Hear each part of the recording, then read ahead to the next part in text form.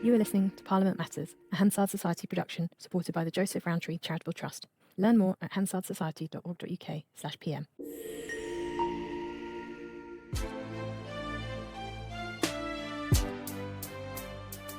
Welcome to Parliament Matters, the podcast about the institution at the heart of our democracy, Parliament itself. I'm Ruth Fox. And I'm Mark Darcy. The bill to legalise assisted dying in England and Wales debuts in the House of Lords. We're joined by expert Lords watcher Sir David Beamish to analyse how peers received it and what happens next. And it's chaos and churn at the top level of government as a wave of ministerial changes judders through Westminster. But how will all this resound in Parliament, and what might it mean for Keir Starmer?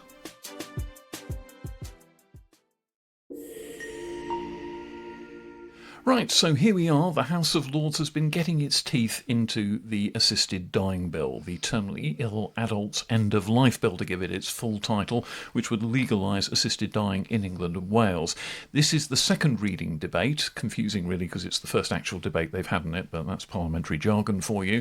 And their lordships have a 2-day debate now scheduled because about 200 of them want to speak on this subject. The classic Lord syndrome of everything has been said but not everybody has yet said it, I think. And Ruth and I are joined today by Sir David Beamish, former Clerk of the Parliaments, the Chief Clerk to the House of Lords, and before that he was even Secretary to the Chief Whip in the House of Lords as well. So someone who is an expert chamber watcher, someone with incredible experience of the workings of the upper house. So David, welcome to the pod first of all. What have you made so far of the debate? Because there are all sorts of interesting tactical things going on here around various motions and amendments that have been put down. But what's your general impression, first of all, of the atmospherics? Well, I think it's one of those days when the House of Lords is pretty much at its best. We had a previous debate when I was still a clerk in 2014 on a bill introduced by Lord Faulkner of Thoroton, who is handling this bill now. We spent a whole day on it, and it was widely regarded as an excellent debate. It kept the subject on the table. I think people thought there was a lot of support for it, though when the Commons voted a little while afterwards, there was a big majority against. So I think it's another one of those where I hope it will show that as a reflective second chamber, the House of Lords doesn't do a bad job. Let's talk a little bit about the manoeuvrings, if you like, because the second reading motion that this bill be read a second time has a number of amendments down to it, and some of them are quite techie amendments. There is a suggestion, for example, that there should be a special select committee set up, and that would have to report by the end of the year, and only then could the committee proceedings on the bill start if the bill passed. Yeah, well, the committees are one of the strengths of the House of Lords, and in principle this sounds like not a bad idea, that it needs more thorough investigation of some of the issues in a way you really can't do on the floor of the House. But as Lord Faulkner said, in moving the second reading, that would slow things down and imperil the passage of the bill. So that was something he felt that he couldn't support, and you could see why. And my guess would be that others would recognise that whatever the value of such a committee, it would look as if the House of Lords was trying to frustrate the progress of the bill. So I'd be quite surprised if that one was passed. Could such a committee sit in parallel with the debates in the chamber, or could even one of the other Lords Select Committees simply start holding hearings on the subjects that this committee might look into and then feed in that way? Yes and yes, but that's not what the motion proposes, because it says that the committee stage shall not commence before a report has been received from a select committee appointed to consider certain aspects. So it could happen that way, but not if the amendment was agreed to. Yeah, I mean, earlier this week, several peers, including I think Baroness Berger and Thangham Debonair, former MP, now peer, had suggested that the bill should go to a select committee, the existing Public Services Committee, to be scrutinised. And interestingly, that is not what is proposed. What Baroness Berger is suggesting is a dedicated select committee. Now, I wonder if one of the issues with that is if you send it to an existing select committee, you don't know what the makeup of the membership is in terms of the balance of those who are in favour and against assisted dying, and that you want that kind of balance for a committee that looks at it. So that might have been what's driven Baroness Berger to this approach, but it will have the effect, if it were to go through, of as David says, of delaying proceedings for the next stage. But there's nothing stopping one of the other select committees looking at it in parallel if they wanted to. And of course we've already got 2 select committee reports on the bill already now from the Delegated Powers Committee and the Constitution Committee. Yeah, and both of those reports are indeed quite critical. And those committees do weigh on the deliberations in the Lord's Chamber, don't they, David? I mean, they very often have quite a lot of influence. Yes, well, over quite a long period, delegated powers has been something which the Lords have taken a bit of a lead on. And I think we first appointed a delegated powers scrutiny committee in about 1992, and that soon became quite influential, and people, or shall I say ministers, because they normally look at government bills, ignore their recommendations at their peril. And that committee's report has rather a lot of critical comments. I mean, for a private member's bill, there's an awful lot of provision for ministers to decide on things with varying degrees of parliamentary scrutiny. So there's a lot that's not on the face of the bill.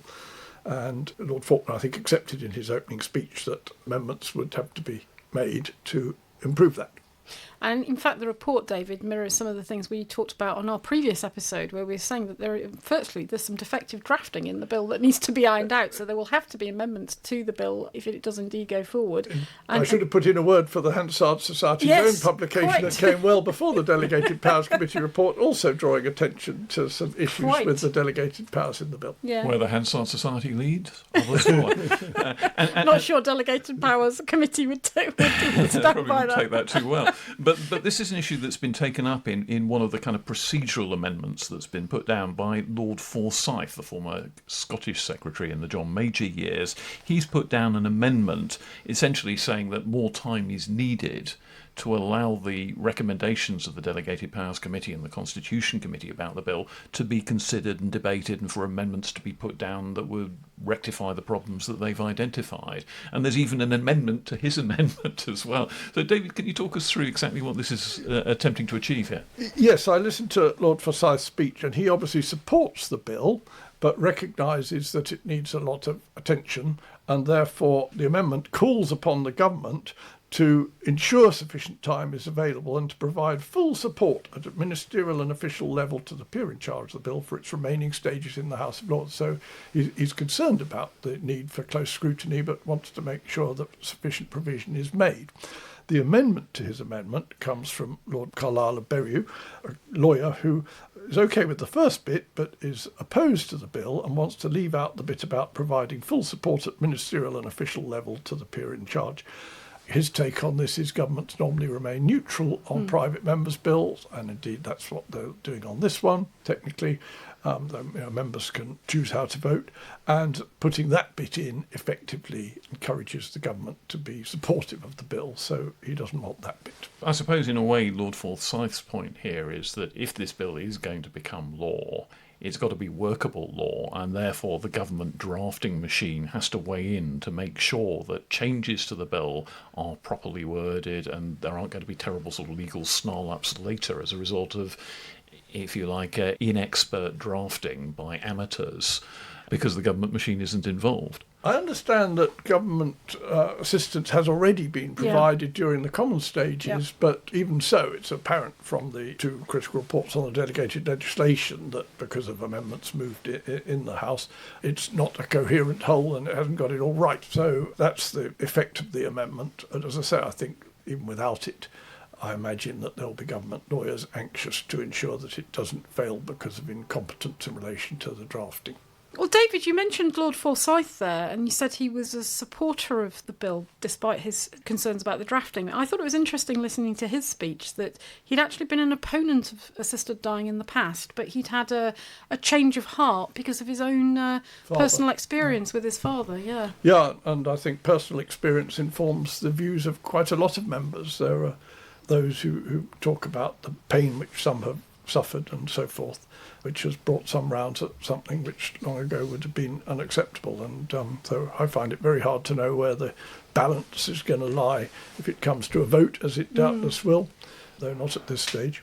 There have been some quite heavy hitters already in this debate, not least the former Prime Minister Theresa May, who, newspaper headlines, she was leading the opposition to the bill. I don't know if she's actually leading the opposition to the bill. There is, I think, probably quite an organised lobby against the bill, but I'm not sure she's necessarily the leading figure in it. She may be the biggest figure as an ex-Prime Minister to have weighed in against it so far. But she was making a point essentially about slippery slopism. If you start doing this, where will it lead? Yeah, this seems to be one of the issues. Will there be pressure on people to take part in assisted dying because they don't want to be a burden and that sort of thing? Might it go on beyond those who are terminally ill?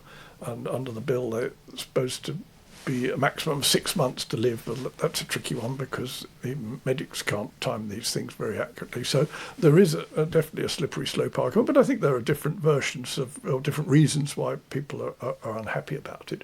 It's perhaps worth mentioning one very coherent group, the bishops, where the Bishop of London spoke about this at the General Synod in July and is in effect leading on it from the point of view of the bishops, and I think you won't get any dissenters there from their view that this is effectively supporting suicide and not something that they could countenance. And it's perhaps worth adding on that point that one theme that keeps coming up is the need for better palliative care arrangements, which would diminish the need for people to be put out of their suffering in this way. And on that theme, there was quite a powerful argument made, I think, by Lord Stevens, Simon Stevens, former chief executive of the NHS, who made the point exactly that without adequate palliative care, then there isn't really a meaningful choice to be made between assisted dying or not. Yeah, if you take assisted dying or a very painful death Yes. as the choice, Yes. when there might be a third option of proper palliative care. And he was making the point that in other jurisdictions where they've introduced assisted dying, it's sort of been accompanied by sort of a plan, a policy development, investment in palliative care. And he said that there doesn't appear to be an equivalent offer here at this point. And of course that is an argument that Wes Streeting, the Health Secretary, has made about why he's opposed to the bill. But obviously given Simon Stevens' former position in the NHS, that's quite a strong argument. And while the actual cost of running an assisted dying service is comparatively small set against the budget of the National Health Service, the cost of having a very large new palliative care offer rolled comprehensively out across the country is much, much greater than that would be. Yeah. The other thing Simon Stevens touched on was some of the reporting safeguards that have been put into the bill to assess how it's working. And he basically rubbished several of them and said they weren't worth the paper they were written on, and the Secretary of State would be marking his or her own homework. So much for that. Yeah, and of course, backtracking to the Bishop of London, Sarah Mullally, she was, of course, former chief nursing officer, so she was able to speak with some authority on the value of palliative care and on the value of people living, if you like, in the shadow of a terminal diagnosis, still having some of the most valuable life experiences that they could have. So there was a great deal of very intense and, in a low-key House of Lords sort of way, very emotional debate around this. I suppose the interesting question now is anyone's opinion actually being swung by this?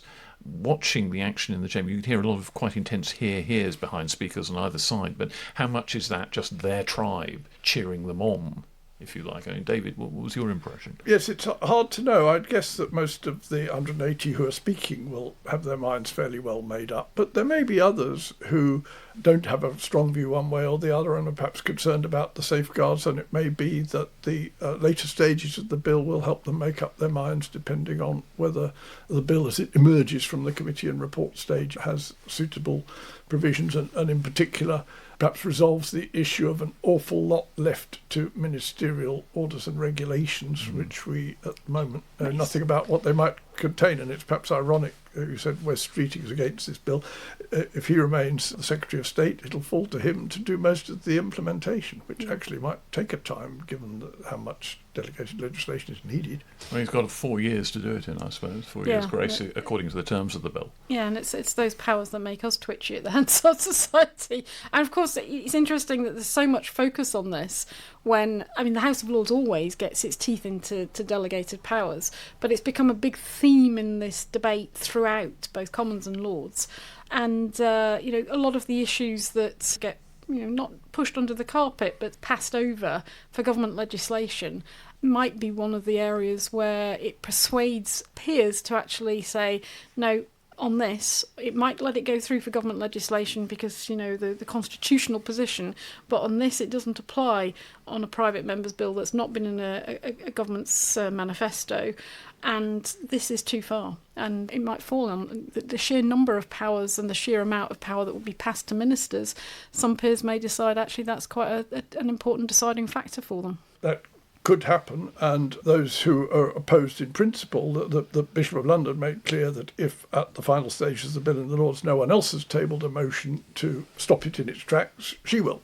So I think there probably will be such a motion one way or another. And as you say, the issue around the delegated powers may be something that weighs with people. And it's perhaps worth mentioning, I mean, for a private member's bill, this has got a terrific lot of delegated powers, including so-called Henry VIII powers, where you allow ministers through delegated legislation to amend primary legislation. We really need a pretty strong case for doing that, and some people may be uneasy about it. Yeah, I should just say, Mark, that we will put the links to our report on delegated powers, but also the report of the Delegated Powers Committee and the Constitution Committee in the show notes. So if you check the episode page on our website, you'll find those links there if you want to have a look at them. Well worth a read. In the meantime, my impression is in the chamber that there are very few agnostics.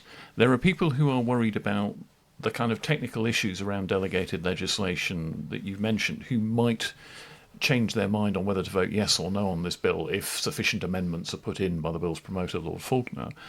At the same time, there are plenty of people who are absolutely for it under pretty much any circumstances, and plenty of people who are just totally against it and will always vote against it. I don't know if there are actual swing votes in there, because I certainly haven't heard anyone say yet. I'm still to be persuaded. It's hard to know, and on the whole, those who want to speak are going to be those who've got a clear view that they want to express, and those who haven't plainly. I mean, the list of speakers was over 200 at one stage, I think, when they allocated a second day, so members under the Lord's rules need to be there at the beginning of the first day and again at the end of the second day, which may have brought the list has come down by 20 or so. But there could be quite a few agnostics who want to hear the arguments, but as I say, we won't have heard from them yet. Yes, this debate going from 1 day to 2 days may have brought a number of people's holiday plans to grief. But the dog that hasn't barked in all this is a motion to kill the bill now.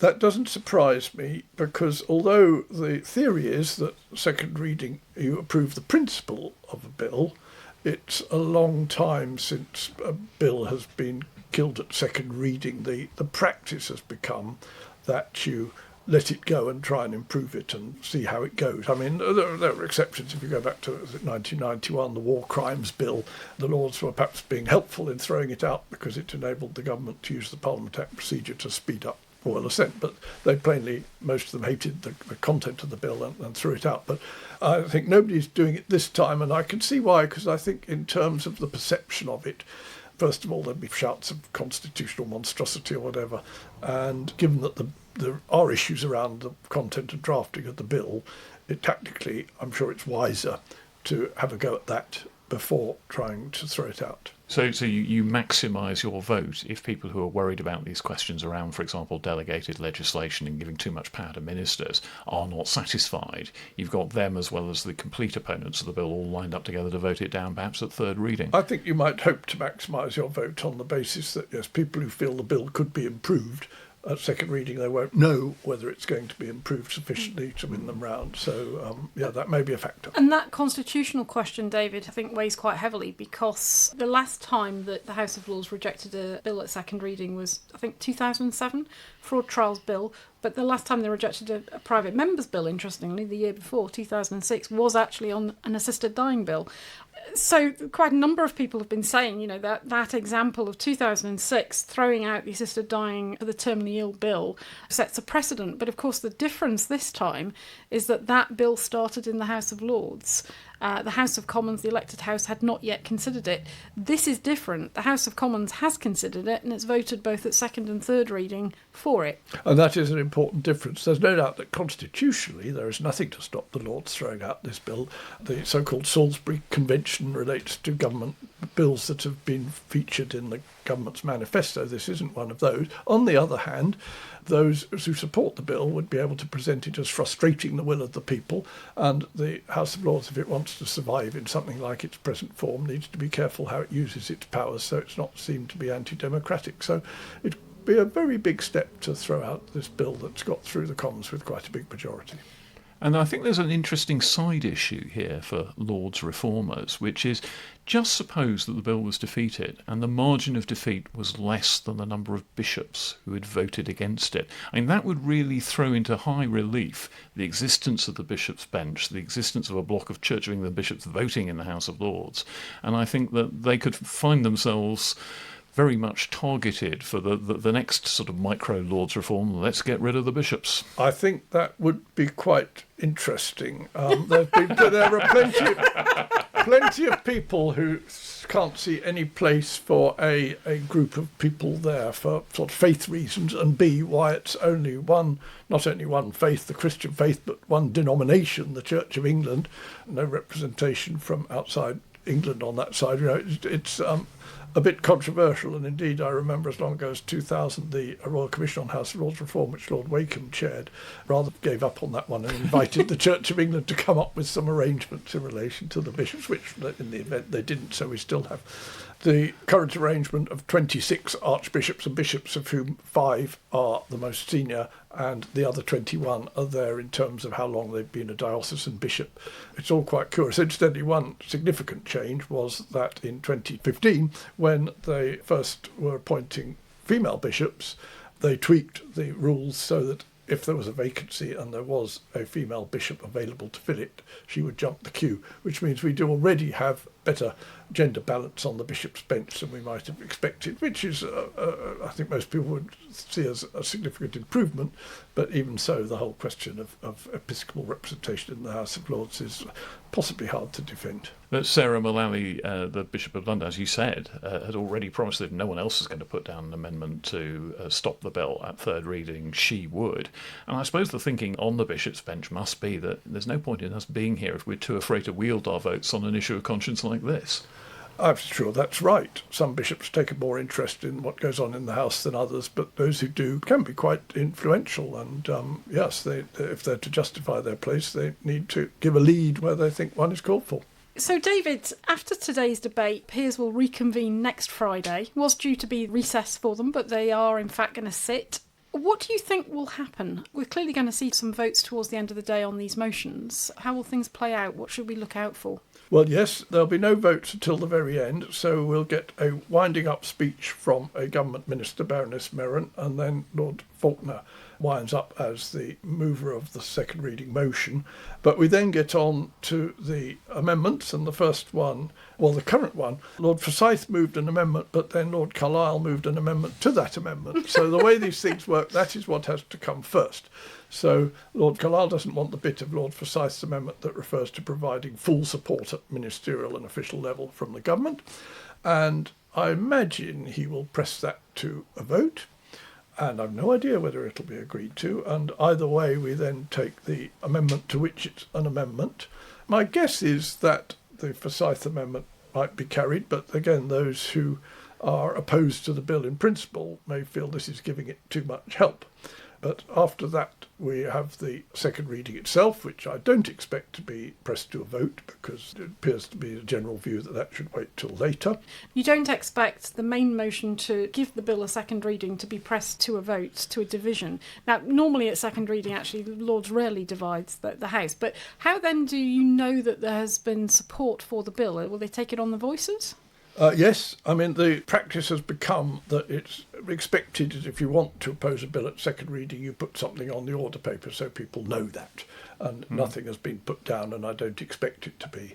So the assumption is that someone just sits there and judges that the contents are louder than the not contents. Correct, but as I say, I don't think that'll be a problem because I'd be amazed if anyone much shouted not content when it comes to the second reading. And then immediately after that, the Lord in charge of a bill moves that it be committed to a committee, and there's a choice of committee of the whole House or a so-called Grand Committee, which meets in a large committee room but has unlimited membership, anyone can attend. Well, it'd be very rare for this private member's bill to go to a Grand Committee, and I think they'd be outraged by some members if they tried, so it's going to a committee of the whole House.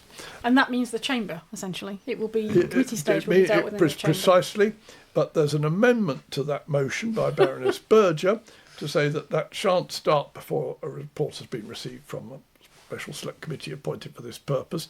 So I'm sure she will want to press that to a vote, and I've no idea whether it'll be carried. My guess is not, because you need to be pretty opposed to it, and also there's perhaps a risk of being thought to be attempting to filibuster the bill, if you like, or spread it out rather than get on with the scrutiny.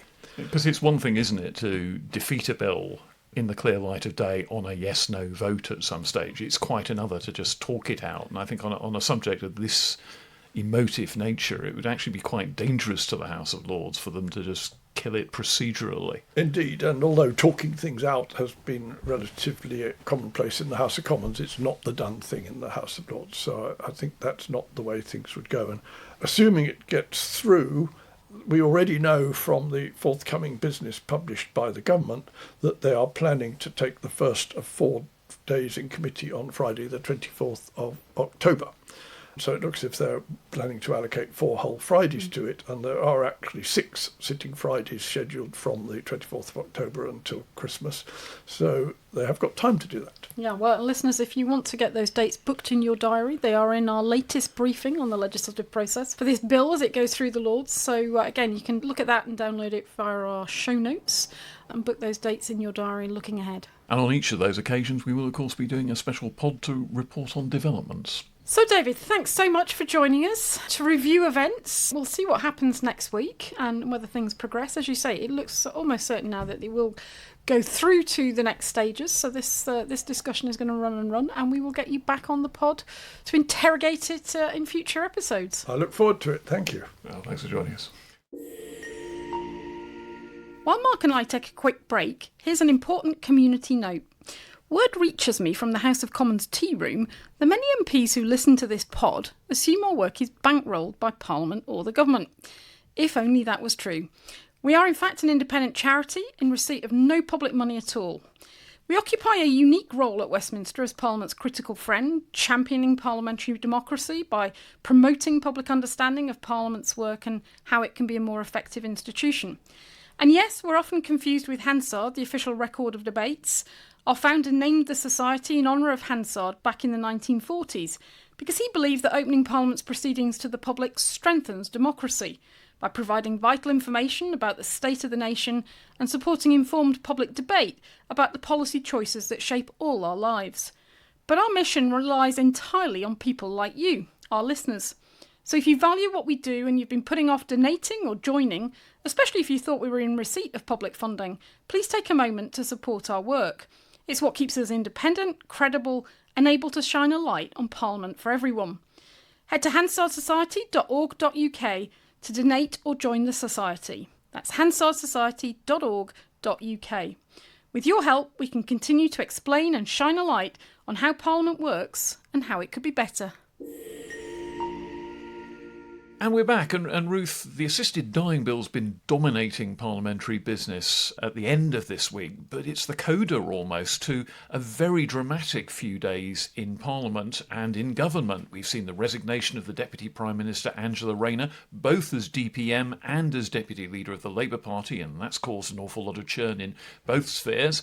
And of course, then there's been the departure of Peter Mandelson, Lord Mandelson, his third resignation from a high government post, you might say. No longer Britain's ambassador to Washington, no longer Keir Starmer's resident Trump whisperer. Yes, it's been quite a week.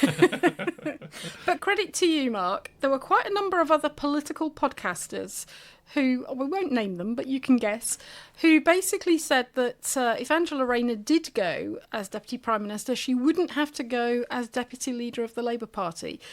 On the other hand, you said actually last week, no, you thought she would, because you had to resign on a breach of the ministerial code and ethics issues from the Deputy Prime Ministership and lose ministerial office, then how could you stay as Deputy Leader of your party? And indeed, you were proven right. Well, we were caught last week between Angela Rayner getting into trouble and actually resigning. Yeah, and it was rather awkward timing, rather awkward piece of timing. And the quite substantial reshuffle at the top table of government that ensued. I think Keir Starmer had been digesting these changes for a while, but I think that they emerged a bit earlier than perhaps anyone expected, because you might as well get it all done in the wake of Angela Rayner's departure, I suppose, was the thought. But we've got now a very substantially different looking government in some senses. There are different people in various top ministerial posts, but actually very few people have actually dropped out of government. Yeah. From our perspective, in terms of the focus on Parliament, one of the people who has dropped out of government is an important figure, partly because she's now going to be running for Deputy Leader of the Labour Party, but from our perspective, she is no longer Leader of the House, leaves ministerial office, back on the backbenchers, and that's Lucy Powell. So she has departed government, and she'll now be running hell for leather in this campaign over the coming weeks to become Deputy Leader of their party. And as Leader of the House, she'd set up a new incarnation of the Commons Modernisation Committee to look at all sorts of changes in the way the House of Commons operates. I think a particular focus was on issues like accessibility. But there was also a thought that there might be wider procedural changes as well to smooth the way the Commons works, modernise it, if you like. Modernisation is a very loaded word.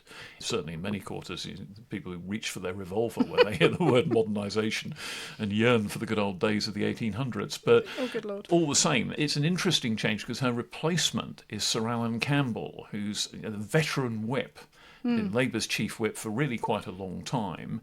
And he's now been promoted, in inverted commas, to Leader of the House. But are you more powerful as Chief Whip, or are you more powerful as Leader of the Commons? Yeah, I'm not sure how it's seen these days. It's more of a sort of a sideways move, really, isn't it? Yeah. But I think in the pecking order and sort of proximity to Downing Street, I think people regard the Chief Whip's position as more powerful. The Chief Whip attends Cabinet. Sometimes the Leader of the House is a full member of the Cabinet, but actually in recent years the post has been slightly downgraded and isn't necessarily full Cabinet membership. So it's not entirely clear what status Sir Alan Campbell now has as Leader of the House. But he's gone from managing the individual MPs and questions of party discipline and getting out the votes in important legislative moments to the timetabling of legislation. The Leader of the House oversees the kind of assembly line of government bills and makes sure they arrive in a good ordered progression so you don't have moments of famine where there's nothing going on and then suddenly you're trying to stuff half a dozen pieces of heavyweight legislation through the system very quickly.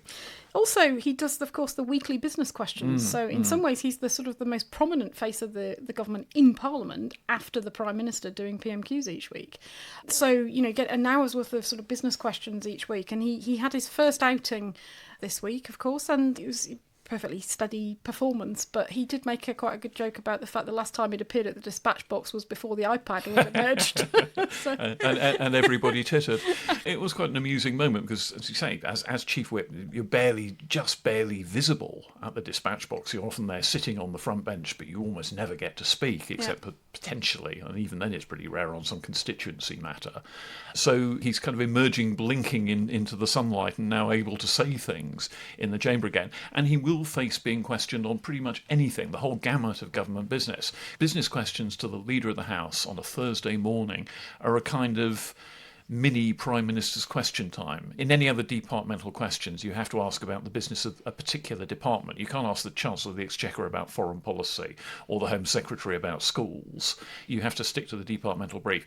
With business questions, you can just ask, will the leader organise a debate on insert name of subject here? And any subject can be raised. So they have, as you say, to be across the whole gamut of government business. And the only other people who have that kind of level of cross-government oversight are probably the Chief Secretary to the Treasury, who's in on all the sort of key financial meetings with individual departments, and the Prime Minister themselves. Yeah, and that's why I think actually, despite the fact I think its reputation has been downgraded over the years, that's why I actually think within Cabinet, the Leader of the House role is as interesting a job as there is in government in many respects, because, you do see right across the political landscape, you do see departmental life. You do see life.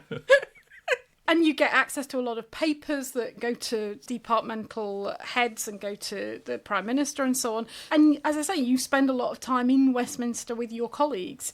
So if you're a parliamentary focused person, that can be really quite a satisfying job.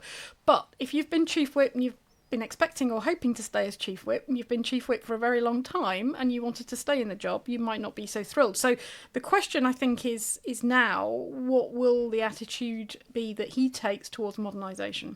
So the Modernisation Committee can't, I think, be scrapped because it's a manifesto commitment, but he can slow progress. It doesn't actually have to do anything. Yeah. I mean, and so the question is, where's the agenda? Now, with Lucy Powell, it was pretty clear that, at least in this sort of first session, as you say, she was focused on accessibility. She was doing a lot, I think, from behind the scenes to help new MPs sort of resolve some of these kind of, issues that just sort of get in the way of being an effective MP and make their lives more difficult. She was looking at, particularly for MPs with sort of special access needs, MPs with disabilities and so on, making their access easier and better. And as I understand it, winning a lot of plaudits behind the scenes for that. And interestingly, I wonder how that plays into the Deputy Prime Minister's race, because MP that has to get, 80-odd nominations in quick time, there was a lot of people, a lot of backbenchers that she'll have been dealing with who will have, really welcomed the kind of focus that she placed on them. Those kind of pastoral roles can play very well with MPs. If you think back to the Speaker election, which led to Sir Lindsay Hoyle taking the chair, one of the ways in which he scored and was a very effective contender was that he'd been the liaison for MP security in the previous Parliament. And a lot of MPs had brought their concerns about threatening letters, whatever it was, to him, and he'd done stuff about that. And that was rewarded. His performance in that office was rewarded by him getting into the chat. He was the front runner in any event, but that certainly didn't hurt him. I suppose the flip side of this question is, of course, there's also a new Chief Whip now. And the new Chief Whip is Jonathan Reynolds, who had been the Business Secretary.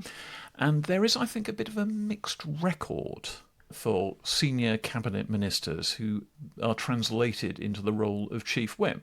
Thinking back to the Conservative years, for example, Michael Gove was made Chief Whip, rather to a lot of people's surprise, and didn't perhaps cover himself with glory in the David Cameron years. You had Andrew Mitchell becoming Chief Whip, again from a cabinet post, and not ending awfully well for him. So sometimes these things are sold as a heavy hitter is being brought in to manage the party more effectively.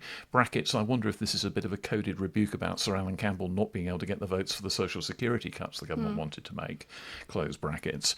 But at the same time, those heavy hitters often aren't particularly experienced in the magic world of the Whip's office and may have to kind of learn on the job.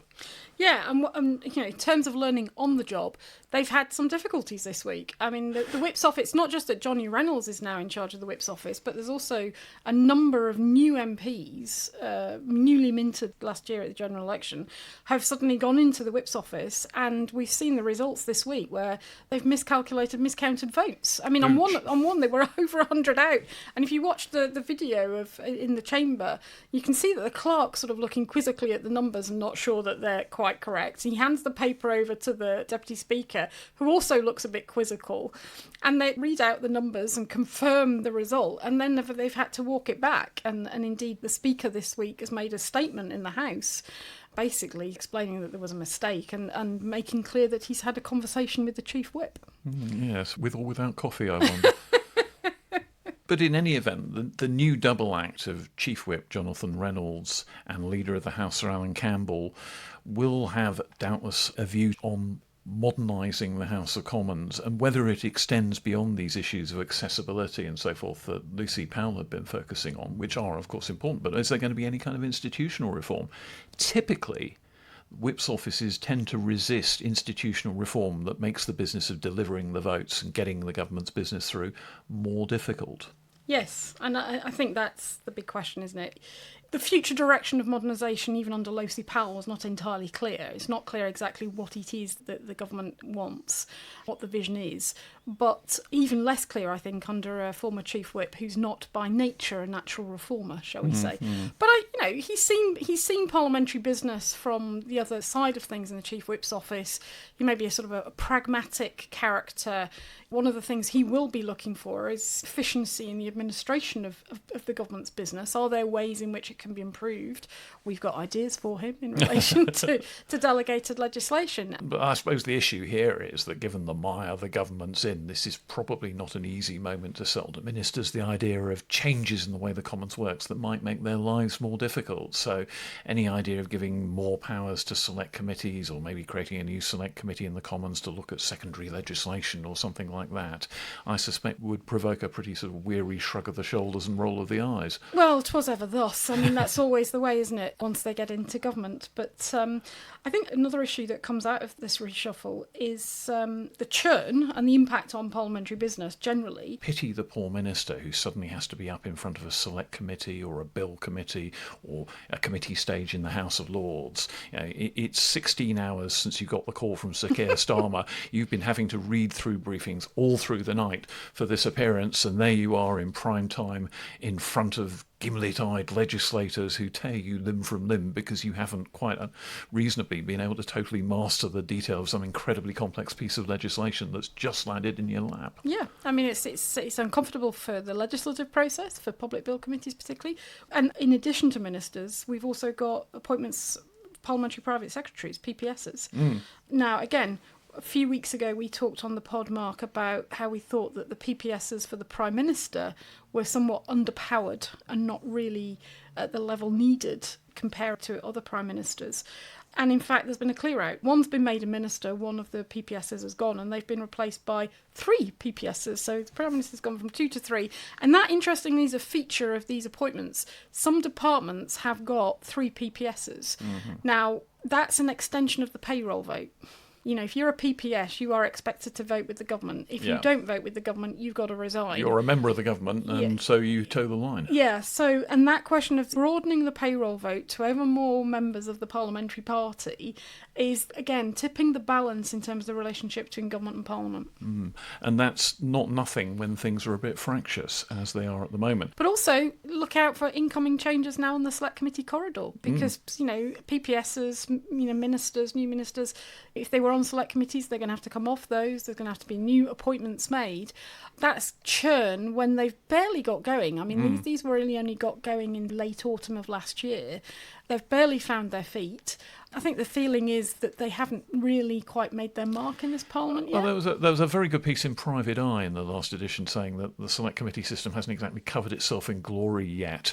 And maybe that's to some extent understandable when most select committees are dominated by newly elected Labour MPs who are still, as you say, finding their feet and don't necessarily want to make the lives of Labour ministers more difficult. It's easier to monster some quangocrat or public official than it is to turn your fire on one of your own and possibly get the knock on the door in the night from the party whips afterwards. So there are reasons why these committees are perhaps not finding their feet. There might be a certain amount of fun to be had if the Foreign Affairs Committee under Emily Thornberry gets to investigate the demise of Lord Mandelson as our ambassador to Washington, for example. And I think she's produced, I think it's a letter or something that she'd sent to the Foreign Office urging that the committee be able to talk to him and talk to officials about the appointment. But of course, that's not a natural part of our system, the scrutiny of ambassadorial appointments. But people are calling, the opposition has been calling for the release of the documents. What was Keir Starmer told? What did he know and when did he know about it? The classic investigation question. But the FAC, the Foreign Affairs Committee, is one of those that's been under a bit of a spotlight as to perhaps being a little bit quiet, yes. I mean, it's only produced, it's holding plenty of hearings. There's lots of inquiries going on and there's lots of hearings and evidence sessions and so on. But it's only produced one report. In the period since it got going. So there's that, again, it's sort of an example of some challenges on the committee corridor and sort of getting all the MPs to take a consensual view on some of these issues. Which takes us rather neatly on to the parliamentary reverberations so far as Sir Keir Starmer is concerned. It's amazing to say it, really, that a leader who delivered such a stonking majority just over a year ago could be in trouble. But I think he is, because he keeps tripping over his own feet.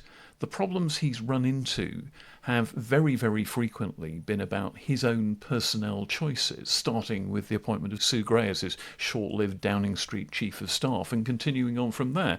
And Labour MPs, I think, are beginning to wonder. And I think they're beginning to do a bit more than wonder. Yeah, well... Of course, as we record, Mark, we're starting to see the emergence of a number of critics on the backbenches among Labour MPs, questioning Keir Starmer's judgment, questioning the appointment of Peter Mandelson, questioning the whole approach to the job that Keir Starmer has. I mean, Clive Lewis has apparently done an interview suggesting that Prime Minister's perhaps not up to the job. Of course, going to Peter Mandelson, one of the great unknowns is what he will do now. I mean, he left his role at his firm that that he founded. My understanding is that was in the process of being sold, or at least his stake in it was. And they've indicated this week that will go ahead. So, given the reputational damage he's incurred again, they're not going to have him back. So, big question, will he resume his seat in the House of Lords and perhaps give a speech about his dismissal? Can't do it immediately, though, can he?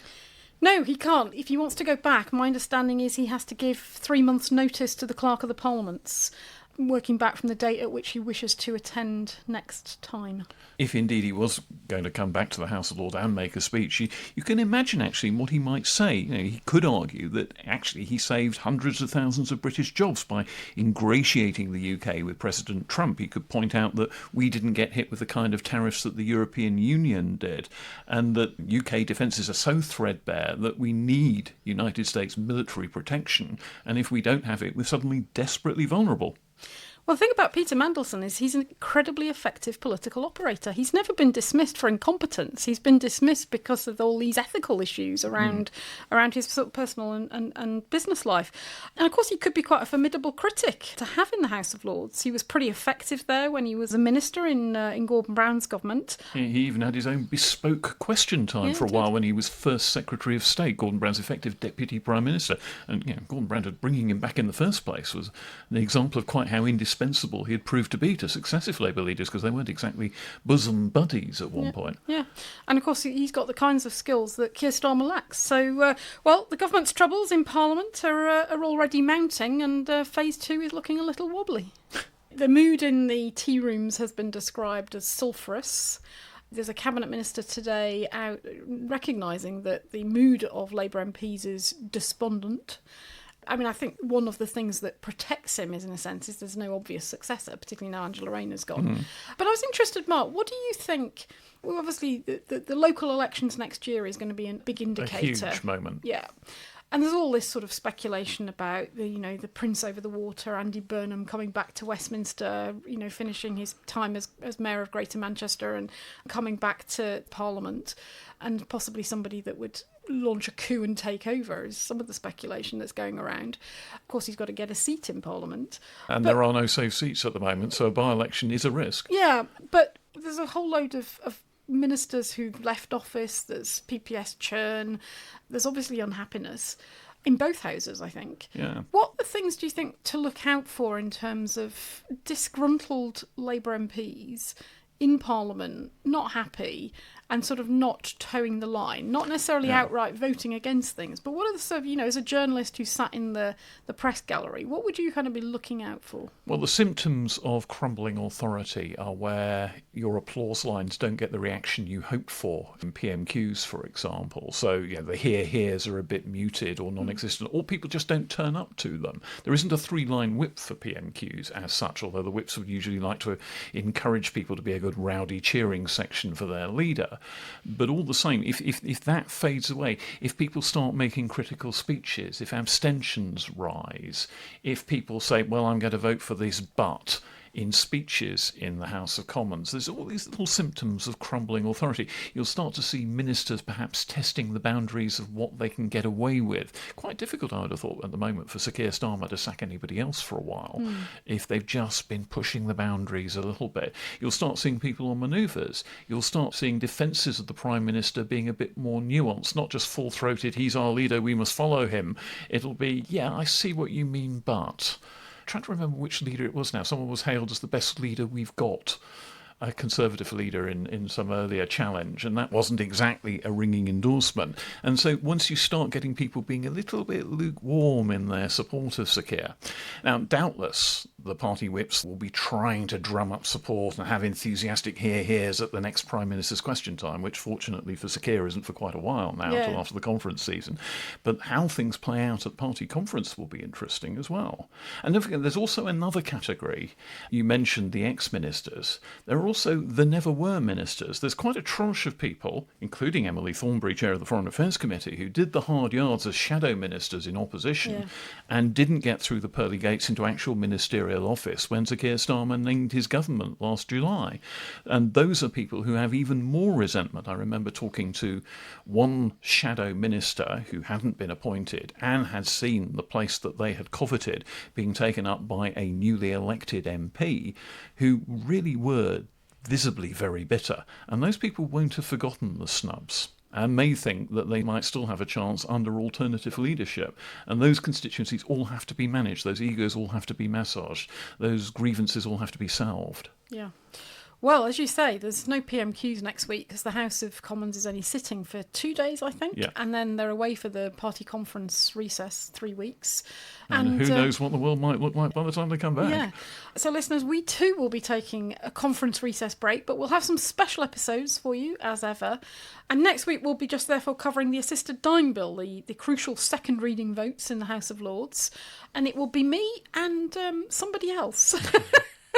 Because you're sloping off on holiday. I'm afraid they caught us on the hop here by scheduling a second day for the second reading debate in the House of Lords, and I already had holiday plans set in stone, and I'd have been in considerable trouble if I tried to alter them. Yeah, I don't think Mrs. Darcy would let you off. So, yes, I will be back next week to talk about the assisted dying bill. We will have an all-star lineup, temporary. To be announced. To be announced. But otherwise, yes, then we're back after the conference recess to pick up, Mark, and find out where Keir Starmer's political position has reached. So see you then. I'll be off the Provençal rosé by then.